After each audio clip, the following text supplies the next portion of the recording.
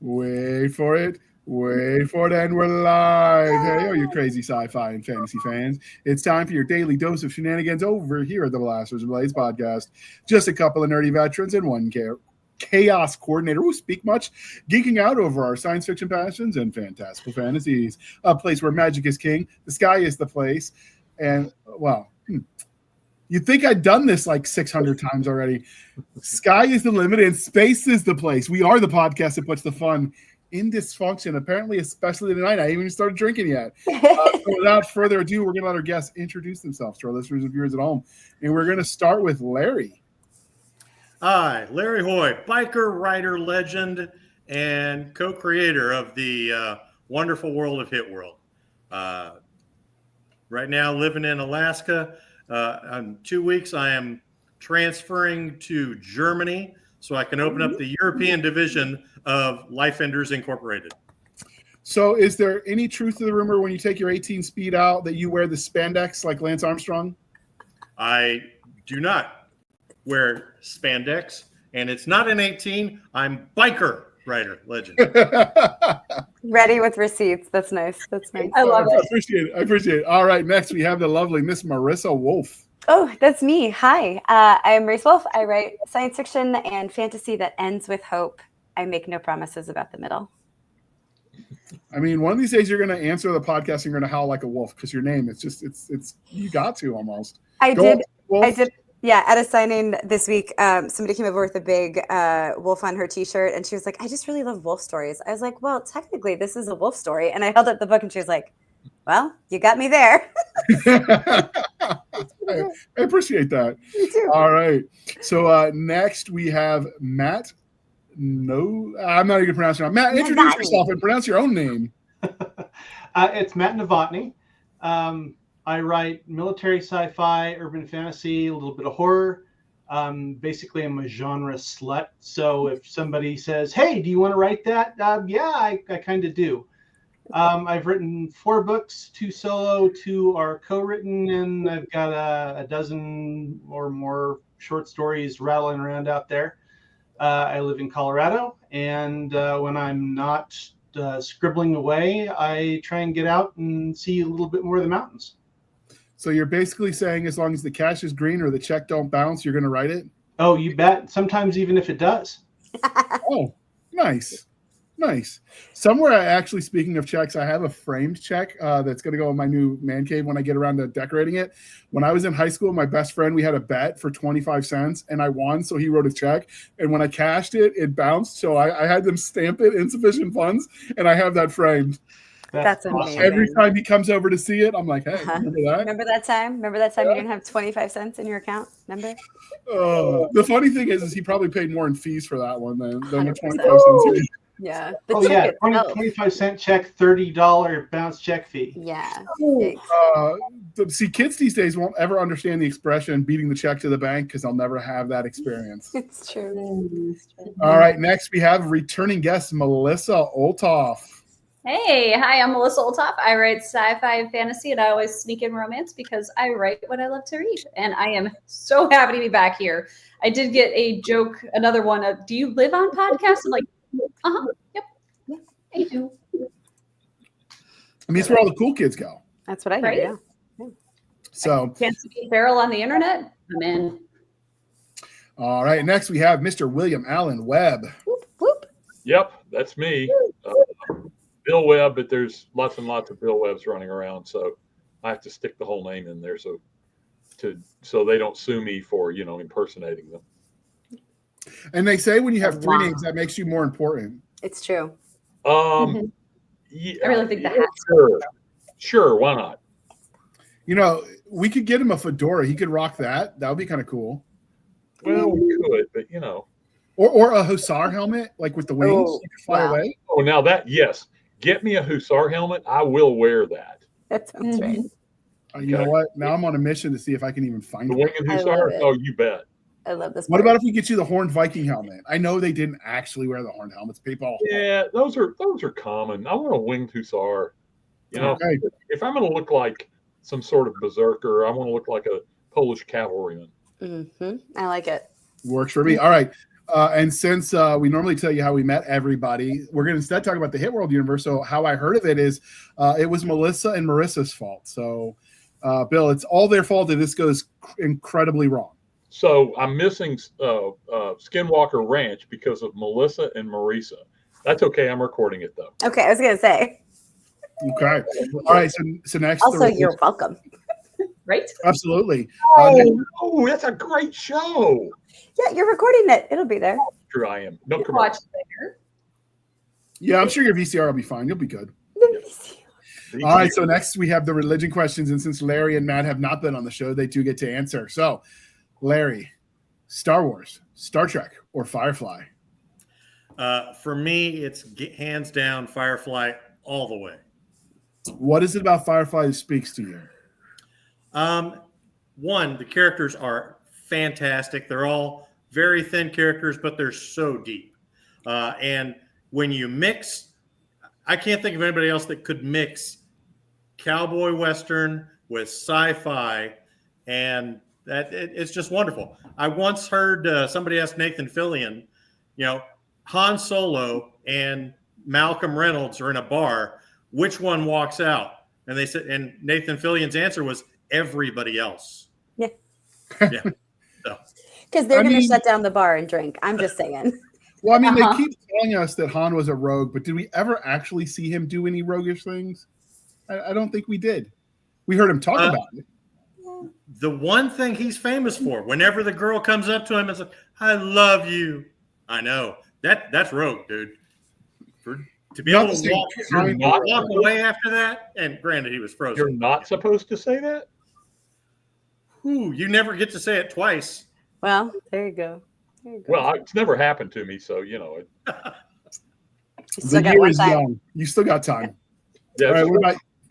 What about you, Matt? Star Wars, Star Trek, or Firefly? Oh, Star Trek, definitely. Okay, what is it about Trekkies that the Trek universe that appeals to you?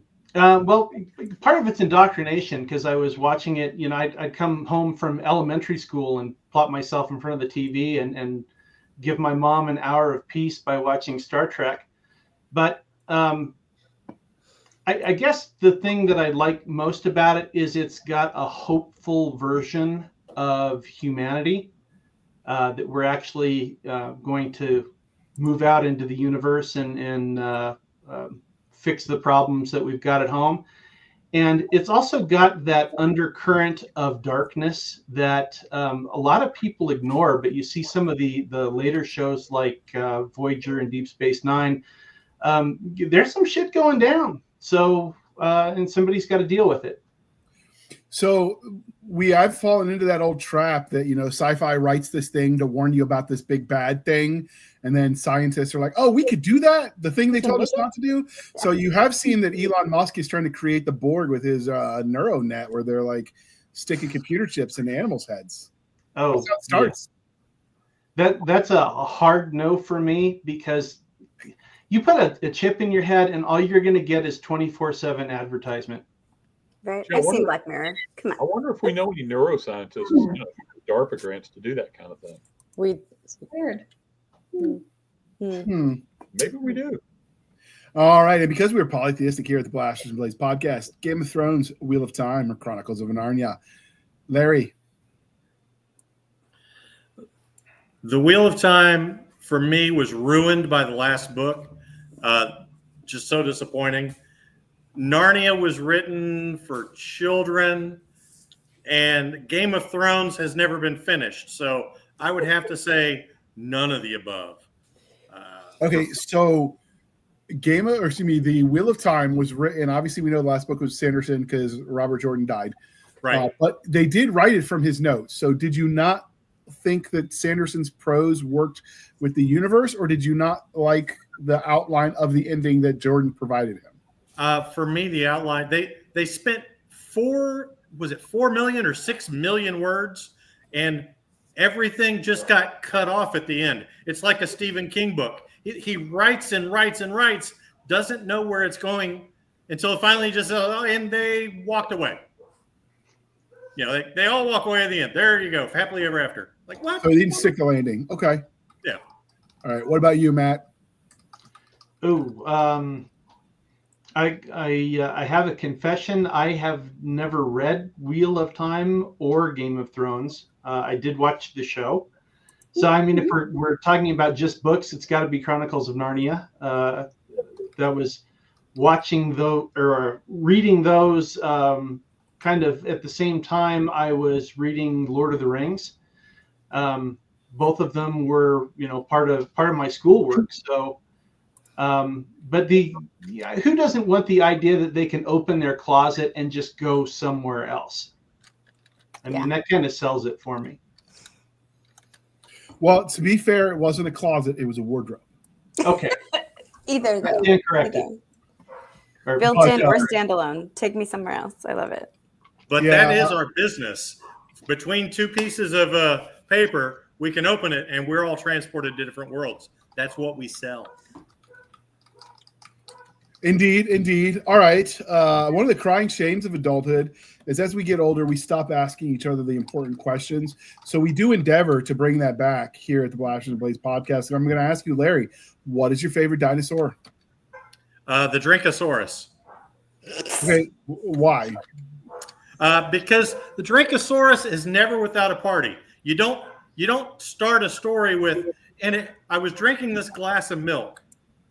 No, I was in a tavern with the Challenge Drinkosaurus, accepted. and we were having a good time, and then something happened. Okay. I like it. I'll take that. And what about you, Matt? Stegosaur. Nice. Aw. I can spell that one. That's a start. Well, it's got a brain in its tail. So, if I follow my dad's idea that I had my head up my ass when I was reading instead of doing things like finding a job, it's kind of a spirit animal, I guess. So. Oh my God, that's amazing. That's great. But it's your totem. I got you. I mean, you could accomplish anything, though, because you held a flashlight for your father. That's great. Okay, here you go. All right. After many, many tools. Oh, nice. Yes. Mm-hmm. All right. So we are civilized human beings here at the Blasters and Blades podcast. We are no longer knuckle dragging troglodytes. So coffee or tea, and what were you drinking this Independence Day, Larry? This Independence Day, I stick with my regular. I'm a bourbon man. That's kind of where I live. It doesn't have to be 4th of July. It can be Tuesday, Thursday, any day that ends in has a T in it. Tomorrow, today. Okay, so Green River for the win. Got it. Okay. We'll allow that because I enjoy good bourbon too. Unfortunately, they won't sponsor us. I don't know why. But then we would break the number one. Yeah, There's a lot of them out there. You'll find somebody. You break the number one rule and you get high on your own supply, and that's just where all the bad stuff ends. I was in the dare, I know. Good stuff. Wow. All right. Man. Next, Marissa, what did you drink this past Independence Day since it's the America month? I went to a family cookout and I had to drive an hour and a half each way. So I drank water and then several caffeinated beverages. And it's New England, so I had iced Dunkin' Donuts. Okay. I mean, we'll allow water. Wasser, H2O. Was it high quality H2O? It came in a bottle, so sure. Okay, we'll allow. Matt, what about you? What did you drink this past Independence Day? Crown Reserve. Nice. Okay. Crown Reserve. We will accept that one as well. Is it because it was there, or is that your favorite? That's my favorite. But we went to a fireworks show, and there might have been something in the thermos other than water. Oh, so freedom. It was freedom. Freedom. It's a miracle, your officership. I don't know. He must have turned the water into wine. I wonder if that would actually work, if you could actually get them to believe you. I don't know. All right. What about you, Melissa? I had a boozy caffeinated milkshake. Yes. Boozy caffeinated milkshake. Did you name it yet? I mean, because it almost needs a name. I mean, it was basically a mudslide with caffeine in it, so. Mudslide with okay, well, an amp. I'm trying to think like mudslide amp. Like a mocha slide? Mocha slide? Yeah. Ooh. Like the electric slide. I think we're getting there. You should trademark that while you still can. Totally. I mean, I could see that being the next big thing. I mean, I could turn this mocha into a mocha slide. I just need to add some ice cream and vodka. I mean, it could just be we're all a bunch of alkies, but whatever. What about you, Bill? What did you drink this 4th of July weekend? I had some delicious, fresh Diet Pepsi. Oh, fresh. Fresh. Okay. Like from the cow? Not exactly, but there's a nipple involved where the can goes. Well, I watch the Fockers. I know if you have a nipple, you can milk it. That's what I hear. Well, it was Pepsi, so they must have been fizzy nipples. Oh, there we go. Doing so good. I'm glad my mother doesn't listen to this podcast. All right. So one of the things that we do on this podcast, if we started talking to various authors after we did the 1632 universe, we thought it would be fun to talk to various both shared universes or just, expansive universes that have more than one series in them and talk to the people that are creating them, because it could be fun to explore made up worlds or maybe they're not. Maybe it's real. We don't know. So this is authentic. Yeah. Real stories. So is it a documentary or is it fiction? These are nonfiction. Okay. But when Melissa suggested we talk about the Hit World universe, I figured we had to make it happen. Yeah. So what is the Hit World universe? Where did it come from? Okay, I guess that's my cue. It came from the old AOL message boards back in the early 90s. Sounds like time math. Yeah, I know. There was just the brief thing. There was a message board with a whole bunch of now very famous mystery writers on it. And one of them kept sharing these little vignettes every holiday, that he would share a snarky vignette of his PI, down in his luck PI named James Holliday. And something bad would always happen to him, even though he had the best of intentions. And I wrote a story in that, which I was never brave enough to show him. But it eventually morphed into the beginning of Hit World. And I then, when I dug it up many, many, many years later and self-published it as Kill Me When You Can, That's a great title. Larry then read it, and I will now let him pick up the story. So I'd only written a bunch of short stories, but I read Bill's Kill Me When You Can. I thought, wow, that's a really interesting story, and I can do better than that. I thought it. I didn't say it. So I went to Bill and I told him that very thing, that I'd like to write in his universe, not that I could do it better than him. No, I said, Bill, I loved the story, had a great time with it. Would you mind if I wrote an assassin story? Because I'm all over killing people. I got the experience. That's what I do for my free time, my hobbies. And Bill gave me the opportunity. He said, well, if you put the our Bible together so we can open this up to all of our friends, he goes, then you and I will run the Hit World universe together. We ended up, Bill helped me out. I needed a lot of help on that first little novelette. It called Shoot First. But it did win the Dragon Award that year. And Bill took the Darryl. Oh, I'm sorry, Darryl Awards at Dragon Con. Okay. Nice. Well, the Memphis Con, yeah, Darryl Award, yeah. Somewhere in that part of the country. Is yeah, into the D. Yeah. So Bill took the 2 short stories to Chris Kennedy Press, and Chris said, okay, I love the idea, but there's got to be some magic to them. These were strictly just like modern noir. And so I said, oh, well, that's not a problem. We've already got all that mapped out, which was, a blatant lie. But and it just from there kind of grew. I will say that it did okay, but Chris is a sci-fi publisher. And, fantasy was not, and especially urban fantasy, was not really in his wheelhouse. He's had a successful series with John Osborne's Milesian Accords, but his core reading audience is sci-fi, which is why it is now Hit World Press was born. And from there, once Larry and I had gotten done, I had the idea that, this is there's a lot of testosterone in this series.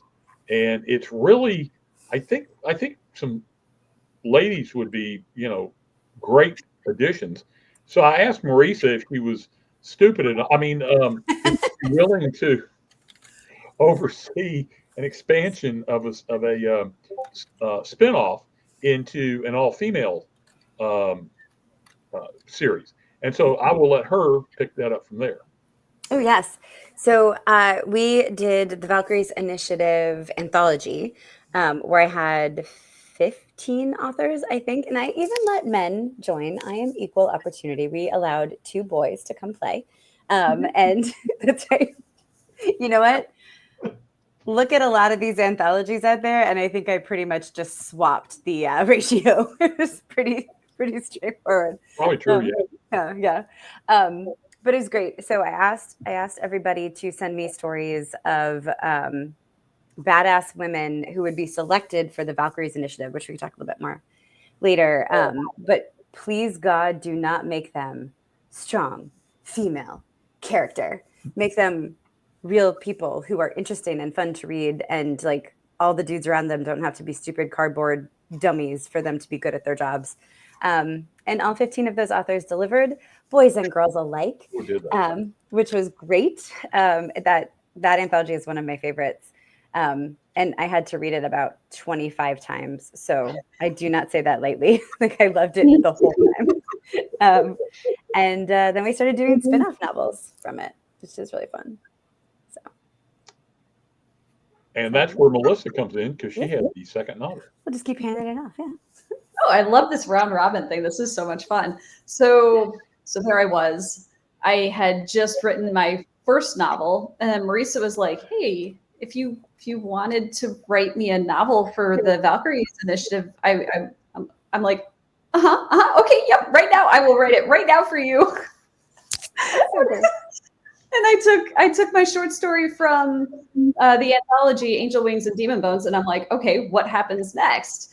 And I took my my very angry, not a demon girl, and paired her with the assassin who killed her father for funsies, and made them save the world together. And it was so much fun. And also for my ladies out there, that assassin 100% looks like Dean Winchester for all the reasons. Mm-hmm. And then Matt got to pick up the torch, and I will pass it to him. Is it true? Hold on. Is it true that she killed her parents because they put pineapples on pizza? We can neither confirm nor deny. No, that's terrible. Why? She's not Italian. No. Oh. Pineapple is delicious, so is pizza, but never the two shall meet. All right, Matt. So the first story I had in Hit World was a Sin Eater story that was before the Valkyries Initiative got sent out, and I'm very fond of ensemble casts as opposed to the one mighty hero who has to do everything. So Solomon wound up in a lot of trouble. He is the main character, but Ivanova, who is his bodyguard, is a succubus, and he doesn't know how to handle her at all, because he's kind of every dude, and all of a sudden he's dumped into this world of magic and mayhem, and he is completely lost. And of course, she takes advantage of that at every turn. So then Valkyries Initiative came out. I got the invite. I was like, well, great, but what am I going to do? And so I took the one of the bad guys from the first short story, and she became the protagonist in the second short story for Valkyries Initiative. That's Lady Death is the historical figure that Mill is based on. So Mill is a sniper. She is resurrected, and she's dealing with the fallout of how does she live when she's been taken kind of out of time and taken away from everything that she knows. And there are a lot of shenanigans. I don't know how heavy in spoilers anybody gets in on the podcast. But anyway, that led to the invite to contribute a novel. And so I took those three main characters, Solomon, Thorpe, Mila, and Ivanova, and they just moved the story forward. Okay. Here we are. So was this person resurrected from the dead? Were they some sort of robot with the consciousness of somebody? Like a necromancer involved. Yes.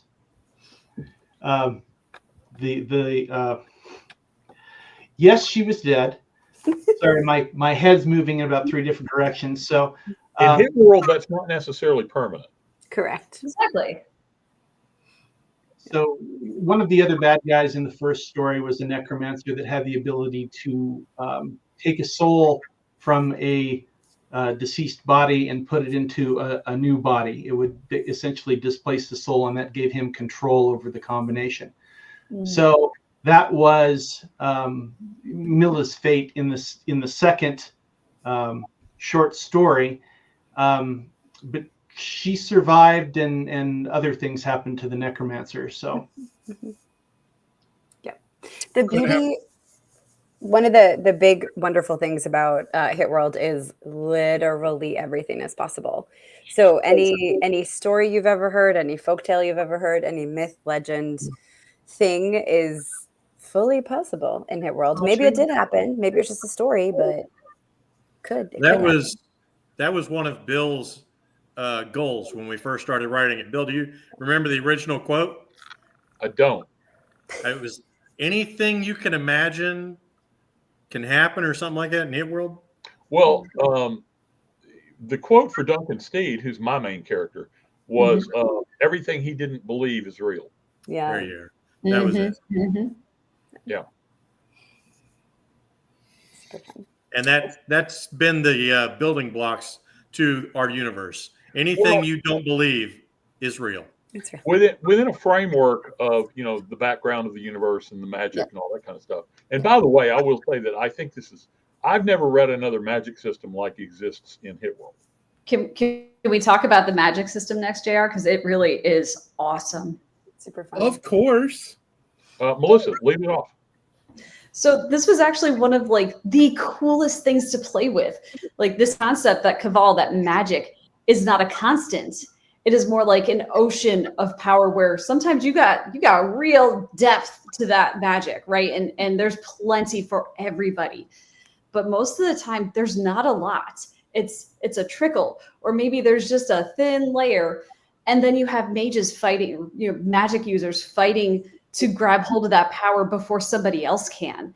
And as a writer, being able to play with that as a plot device was super cool, because when you take characters that have these awesome talents and magical powers, keeping them from getting overpowered too quickly is really important. So when I needed Athena, my main character, to not be able to do the things, well, there just wasn't enough magic to do the things. And oh no, I only was able to summon part of my armor to hold off this werewolf that wants to eat my face, probably.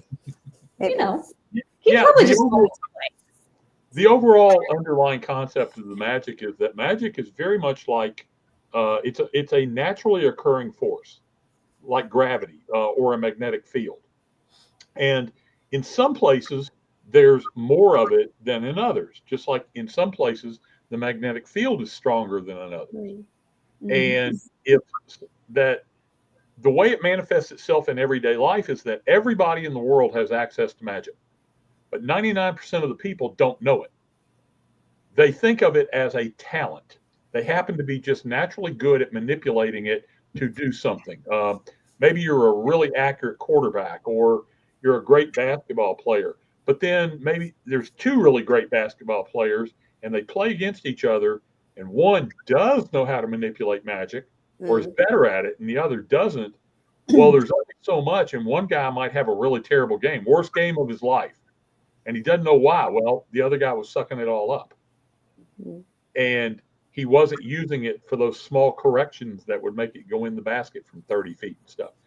And so I just really like the whole concept of that everybody's got it, but most people don't know they've got it. Only a very, very, very small portion, and not everybody knows they've got it just right off the bat.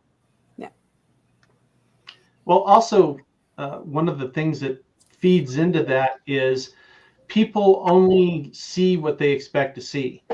So the vast majority of people, I mean, there can be really serious things going on. Magic is being thrown around, but it's all just explained away by the people because, well, nobody throws fireballs. So that didn't happen. It was a gas explosion or, right. I was about to ask you if you used the swamp gas joke in there at least once. I think we have. I think we have. Yeah. Probably. Yeah, I think so. I mean, we've done just about everything. I mean, not yet. There's more. There's more fun we can do. But well, yeah. It's true. There's plenty left. I think the people that struggle with the magic the most are the people who manifest it. Like my character does not want to know anything about his magic. He uses it all the time. Bill's character, when his character was first coming around, didn't believe in magic either. He just thought he was good at something, and he was good because he could work it.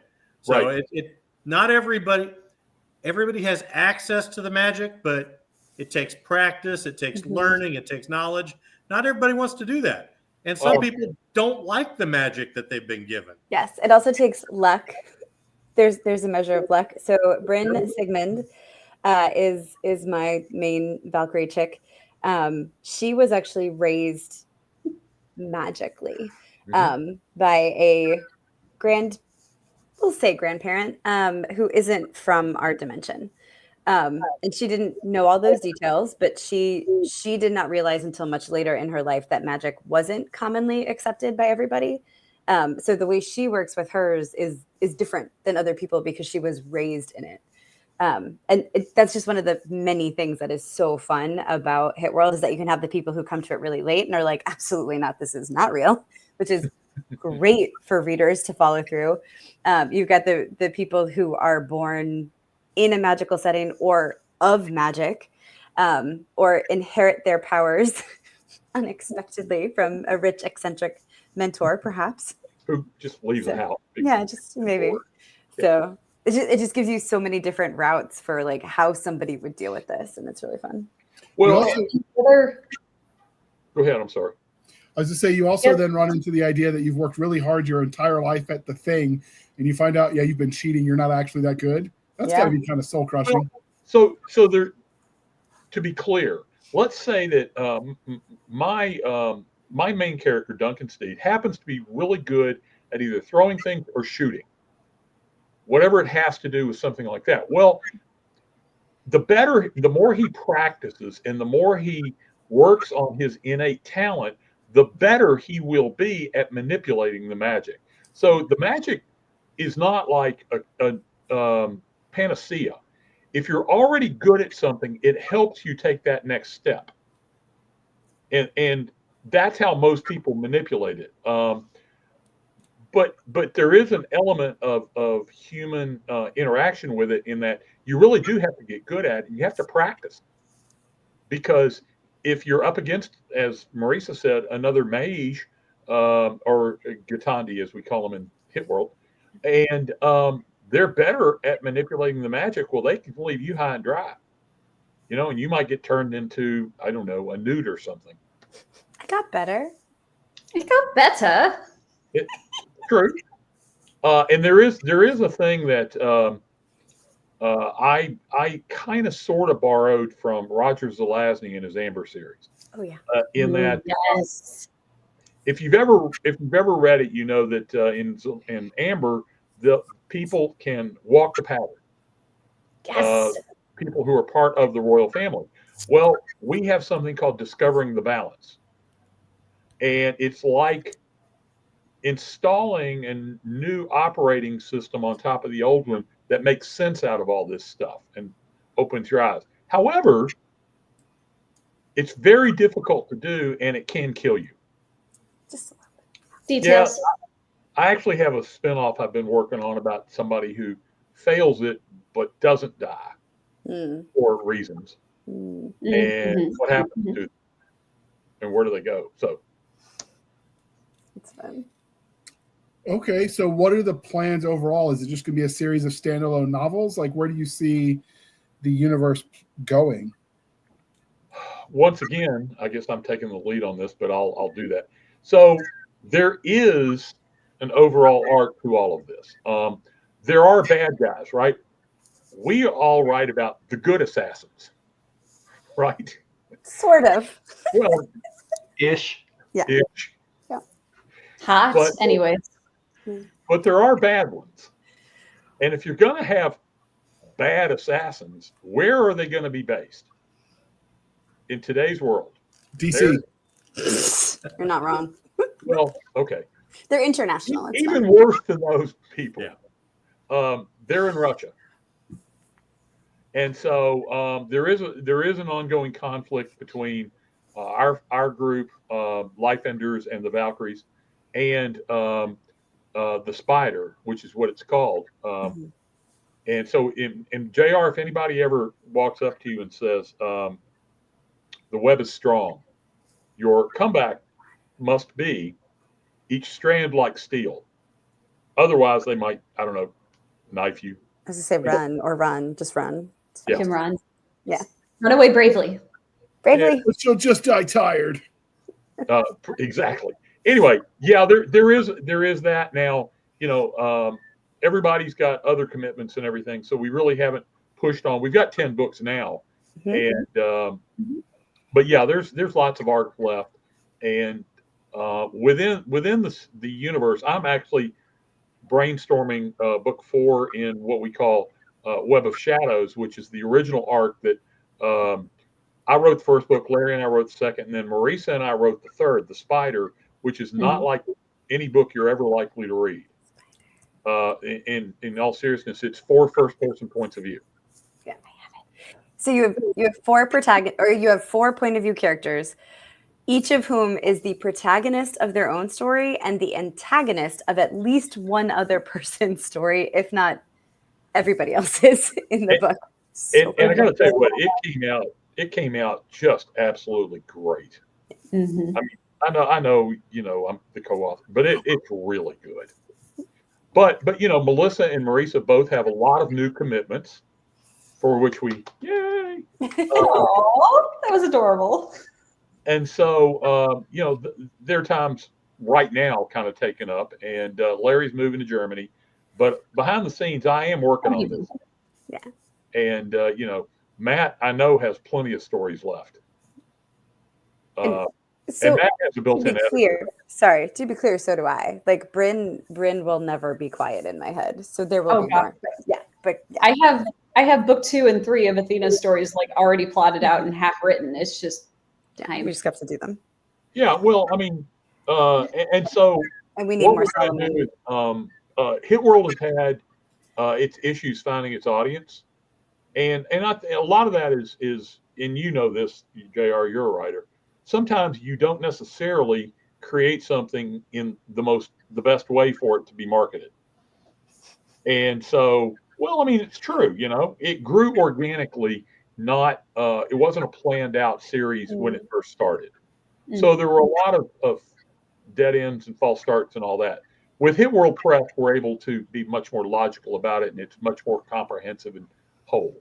And so, you know, I tell you what, if we ever, and I think everybody here who's had this experience, if you go to a convention and you've got Hit World books on your table, you're gonna sell them. Yep. They're always my bestseller. So pretty. Yeah. And I have people read the first line. So the first line of Valkyrie's Chosen is, I'm not going to get it exactly right. But it's, like, I think Bill's going to get it. So you can find out exactly. So usually I'm just like, hey, read the first line, and if this humor, or the first 2 lines, and if this humor works for you, the book is going to work for you. And if it doesn't, no harm, no foul. Like, that is fine. Because as one reviewer has pointed out on one of my books, too much snarky banter. But, Oh no! I That totally works with mine too. I actually don't have a copy of yours right now. I do. I do remember the first line. It's roughly like, it is a truth universally acknowledged that the reward for being good at your job is more work. This is bullshit. And that is how Bryn tells her story. And she is correct on all fronts. Yes, she is. Yep. It's almost like somebody who wrote that has worked for the government. I don't know what you're talking about. So weird. Go ahead.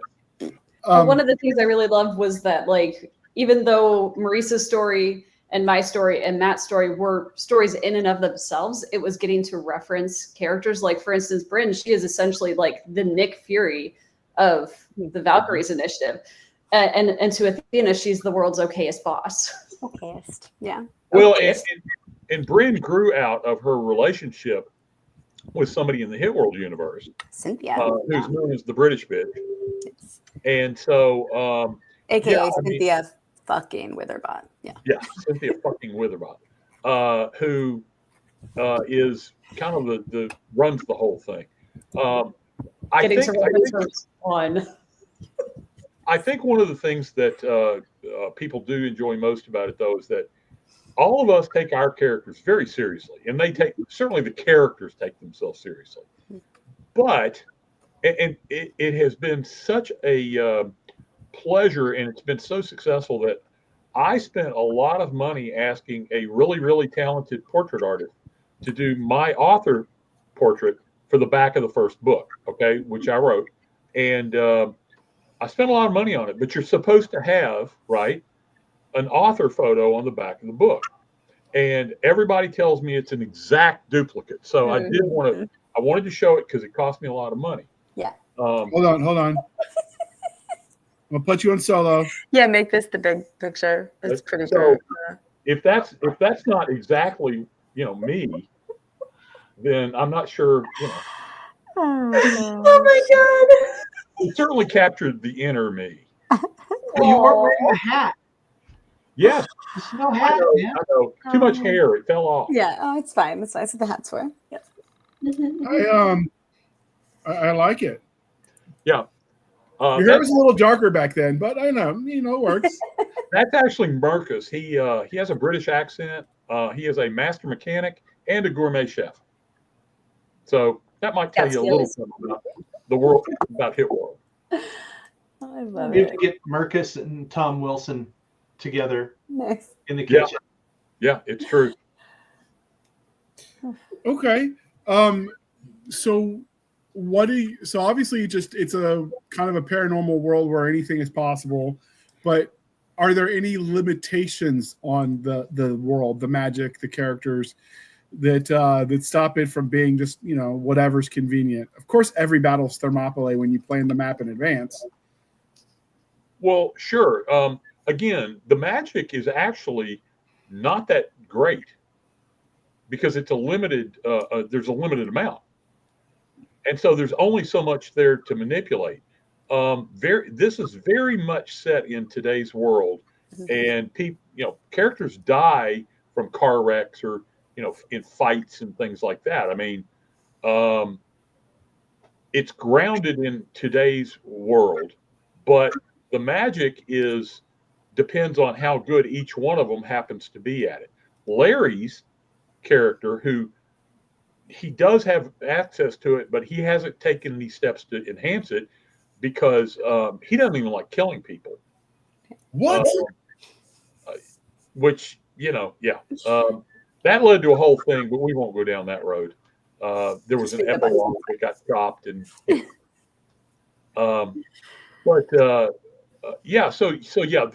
all of these characters have their limitations, very much so.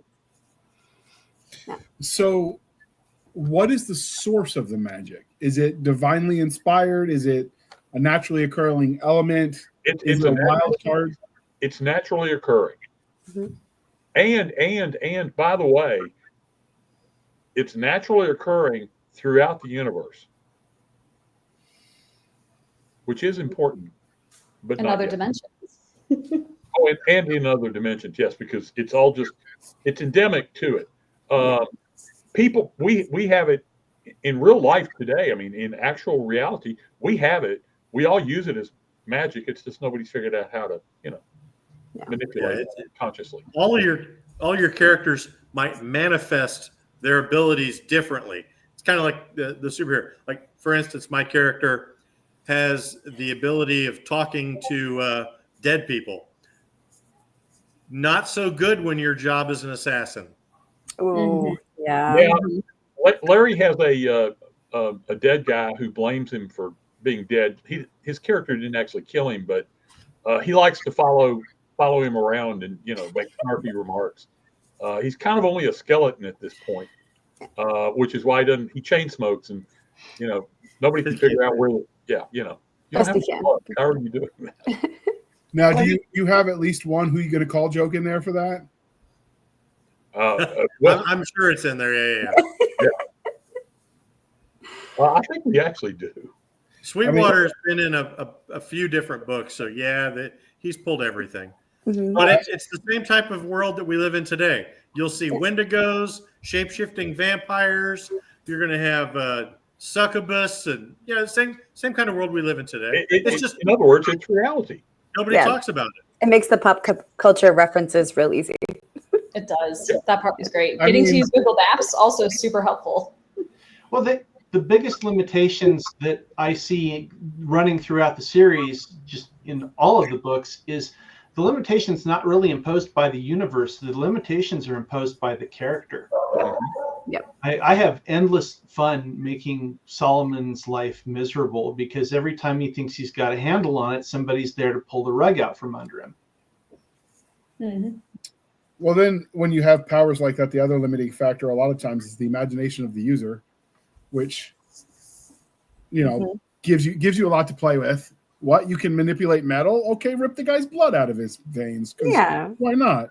Yeah, But nobody ever thinks that way except for me. Maybe I should talk to my therapist. I don't know. I do think, JR, you would enjoy a lot about Hit World because it is often because there are limitations. The characters, namely our weird twisted brains, but the characters have to think strategically or just instinctively about how they're going to get around something. So like this might be how, Bryn's power works, but in the heat of desperation, she realizes there's another wrinkle because really like they all said, you're only held back by yourself, right? Like you can make magic do anything. It's fucking magic. But until your brain realizes that, you can't do it. And so we have all of our books have this really fun moment at some point or another where the character has done this one thing and then they're able to twist it in a way that makes sense, but is twisted, like pull the iron out of their blood kind of thing. And That was so much fun to play with Athena. Like she's one of those characters that was like her family was gifted magic of specific talents a long time ago by potentially interdimensional beings, and they're guardians. But until they walk the balance, until they have unlocked their whole potential, they're limited in what they can do.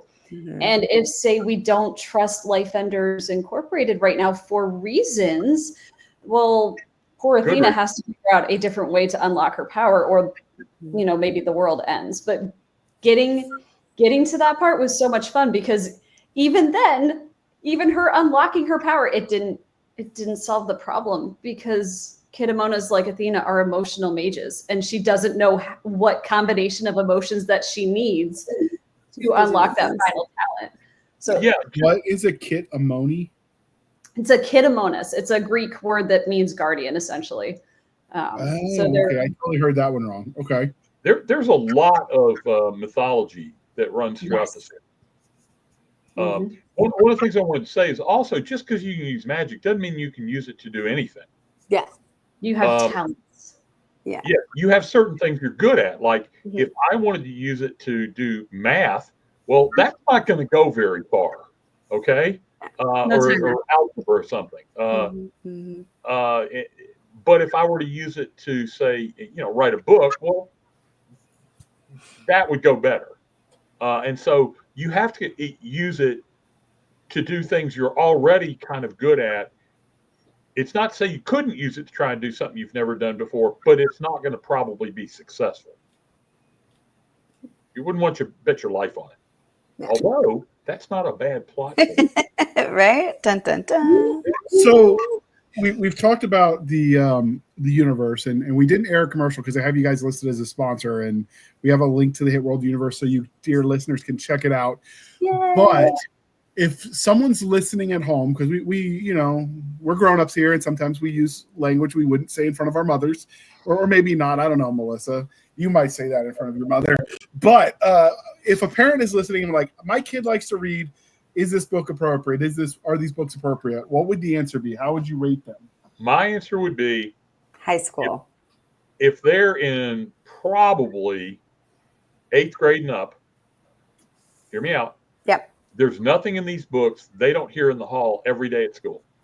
Sure. If you're okay with them reading that, then you'd be okay with it. If you are still trying to convince yourself that they don't hear every, cuss word ever created, new ones you don't know about, they've never heard those words. Well, okay, then no. Yeah. I would say, as a former middle school teacher, I would say late high school and up. But as somebody who read books she had no business reading before middle school, Bill's right. Like there's nothing graphic in these books. Like I've got some good body horror in there, but movies do that. Like if they've seen the John Wick trailers, they've seen worse. And most kids have seen John Wick, and it's like, Yeah. these Yeah. aren't that graphic. Yeah. No, it's more the language. Like I used a lot of language in mine, but like, and mine is also urban fantasy romance, but it's not spicy or anything like that. It's just, it's more for like the amount of bodies and the amount of F-bombs. Really, yeah. I think we were far more interested in creating something new and different and exciting than we were in worrying about any kind of, romantic tropes. There's romance throughout the whole thing, but it's just a byproduct of characters being human. Yeah. Oh no, mine was on purpose. I am who I am. Come on now. You're very I've fair. given my books. Yeah. I've given my books to my daughters. Both of my daughters have read it. However, my mother is extreme Roman Catholic. I have not given her permission to read the books. That's fair. I was thinking when I said that about in the hallway, no words in the hallway. Okay. I was thinking about a Catholic school because I went to Catholic school. Fair. Okay. There's nothing they're not hearing every day, probably starting in 6th grade. I went to Catholic school for 13 years. So. So did you incorporate a few nuns that you didn't like into these plot lines? There was only one nun I ever didn't like. I did actually sort of one of my principals, yes, but I don't know about the others. I'm just saying I'd rather get shot a third time than have Sister Mary Catherine give me that look again. Oh no. She's a little vicious. You also had a Sister Mary Catherine? Oh, No, I think they're all Sister Mary Catherine. Maybe they clone each other. Oh, that is a good horror story right there. What if all nuns are cloned? Ooh, yeah. I think the Baldy have ruler fetishes now. Oh dear. Everyone boy. who gets like that, like I just like, have you seen a nun? Because that's not. Maybe I'll give them nuns. But Sorry, Kate. I'm not talking about you. anyway, you could be weird. The rest of us will be normal for you. Totally.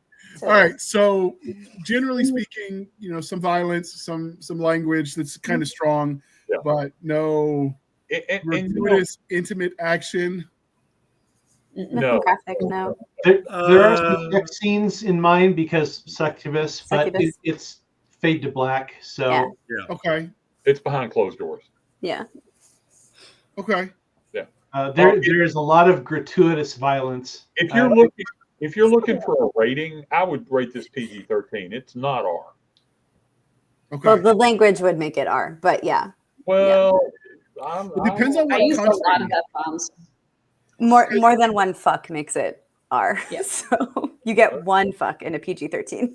Okay. Pretty sure I used about 200. Oh, I approve. Well, What? That's chapter 1. Yeah, I think that's I was just right at the really beginning. angry, okay? She had a lot. She had a lot going on. It's true. But She had a trust me, it's worth it. So are Oh, these absolutely. Yeah. these books are clearly because it's easy to do that part in ebook and print. Are they going to be coming out in audiobooks through Hit World Press? Well, yes, they are. But currently, as an author yourself, JR, you know that our audio through certain megalithic corporations that will go unnamed, the royalty rates provided are really subpar. And so I'm really trying to look into other potential means of, letting the authors make a little bit of money on them. Because doing it through that certain megalithic corporation, there's not a lot there to be had. But yes, I've seen a lot of authors, especially stuff that Amazon likes to censor if it's too much naughty time or too much violence. I've started doing the audiobooks, selling them through BookFunnel and putting them on their website. And that seems to be the trend of the future if things don't change. Because the other problem with Amazon, or at least with Audible, is they let people return it, so they end up treating your book lending library. They advertise it as a lending library, which then you pay for because you pay for the processing fee for books you didn't sell. So I get you. Gross. So at some point in time, if you can find a solution that's fiscally responsible, I am actively looking at it. Okay. We are playing. To be fair, we are playing with Audible. So in Hit World, there's 3 different series. We got the Valkyries, we got Hit World Core, the Web of Shadows, and we have Kisses and Chaos.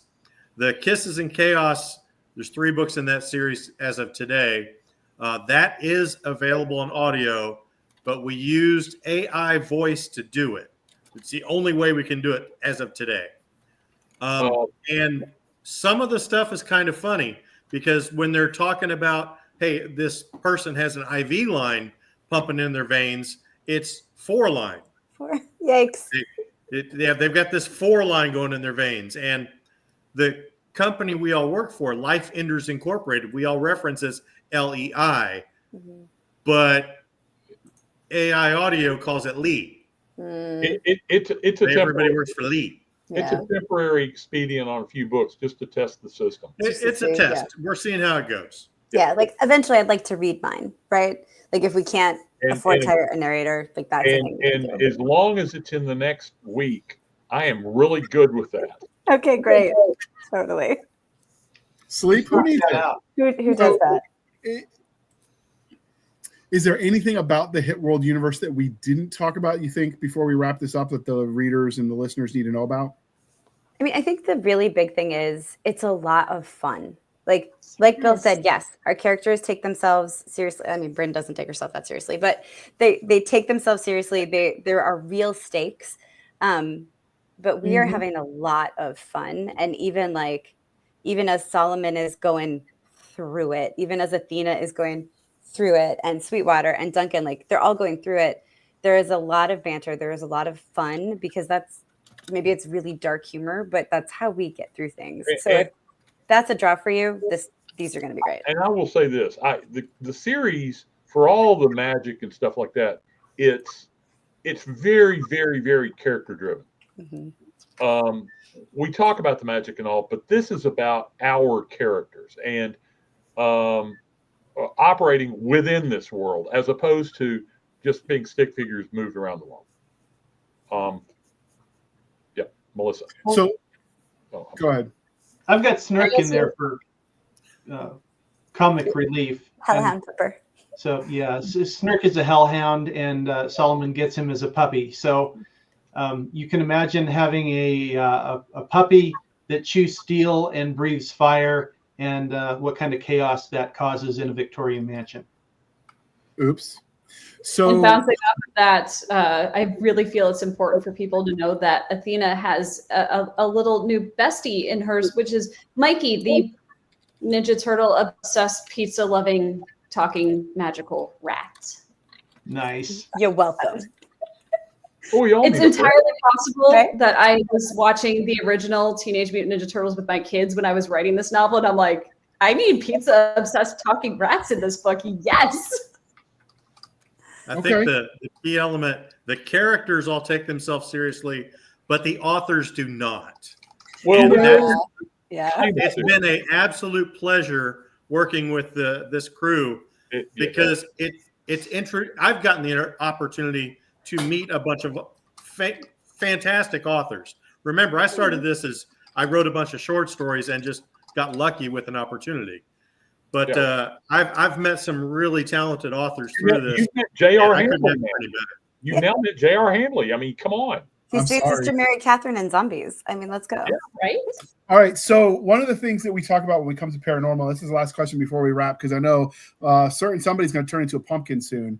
But is the magic in this world hidden, or does everybody know about it? Good question. In the larger world, 99% of the people don't know it exists. It's just like today. If you walk up to somebody and say, "Do you believe in Bigfoot?" the skeptics are going to go, "Show me a body, and I'll believe in Bigfoot." 99% of the people don't know magic exists, or probably even more than that. There's only a very few who do. And so, no, this is not something that people know about. I mean, if you ask the normal person on the street today, do you understand how a magnetic field works? No. And they don't care. It's just there. And so that's kind of the way the magic is in this world. Okay. I mean, I know about Bigfoot because I watched Harry and the Hendersons as a kid. Right. And maybe there's truth to the rumor that I funded some of my first edits by writing Yeti romance novels. I'm not denying it, but I also signed an NDA for the ghostwriting, so we'll just leave it at that. Nothing. Yeah. The weirdness was when I came into my older sister was reading one of those. I'm like, wait till you get to chapter 13. And she just looked at me, threw the book at me, says, no, I can't finish it. Yeah. So as we bring this to a close, we're going to go around and let everyone tell us what they're working on now and then how we might track them down on the wild interwebs. So we're going to start with you because we're going to go all Brady Bunch circle square. Larry, what are you working on? How can we find you? So you can find me at larryhoy.net. Or look for me on Facebook. I'm not that hard to find. I've got another Hit World book on the word processor. My favorite, wonderful Sweetwater and Terry are getting closer and closer. And there's definitely engagement, and there might be a wedding involved that's going to involve lots of blood and terrible things. Red wedding? And a certain father-in-law taking pot shots at the groom. This checks out. Yeah. Good tracks. All right. What about you, Hat Man, Bill, Wild Bill? I actually am working on developing a new Hit World novel, but more than that too. But right now I'm working on a Secret Squirrel trilogy, and I just finished the first draft on, and so we'll see where that goes. Okay. Where might we find you on the wild interwebs? You can find me at thelastbrigade.com. That's my website. All right. Or Patreon, William Allen Webb. And we'll link to that in the show notes. What about you, Marissa? What are you working on, and how might we stalk you? The next thing I'm working on is my very first honor verse novel with David Weber.